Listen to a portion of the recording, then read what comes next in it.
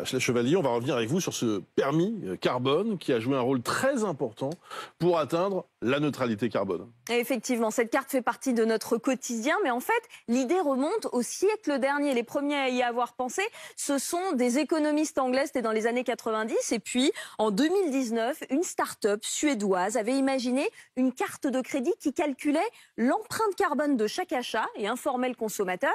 La France s'est inspirée de ce modèle. Alors, on y est allé progressivement.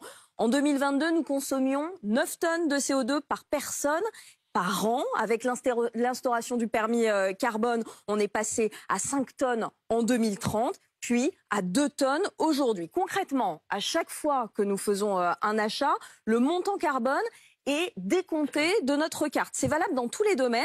Quelques chiffres, même si ces chiffres, on les a tous en tête maintenant. Une baguette de pain, 150 grammes de CO2. C'est pas beaucoup, mais c'est quand même décompté dans le permis carbone. Pour la viande, on compte en kilos, 6 kilos de CO2 pour un steak de 250 grammes. Boris, on va en parler dans quelques minutes, mais on en consomme plus que 2 par mois environ, des steaks de viande rouge. Ce sont les transports qui coûtent le plus cher en CO2. Un plein d'essence, 50 litres, 50 kilos de CO2. Même si aujourd'hui, il n'y a quasiment plus personne qui utilise une voiture à essence. Et puis un aller-retour, Paris-New York, rêvons un peu, 1 tonne de CO2.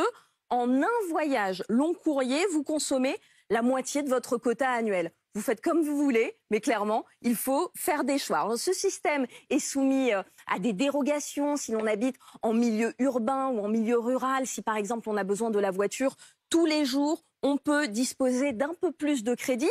D'autant que le permis carbone n'est pas lié au niveau de revenu. Que l'on soit SDF ou milliardaire, tout le monde est logé à la même enseigne. Ceux qui n'ont pas consommé tout le crédit à la fin de l'année peuvent le revendre à ceux qui ont besoin d'une rallonge, mais c'est limité à 1 tonne supplémentaire par an et par personne. Quoi qu'il arrive, la France reste dans les clous, c'est-à-dire dans la limite d'émissions de CO2 qu'elle s'est fixée.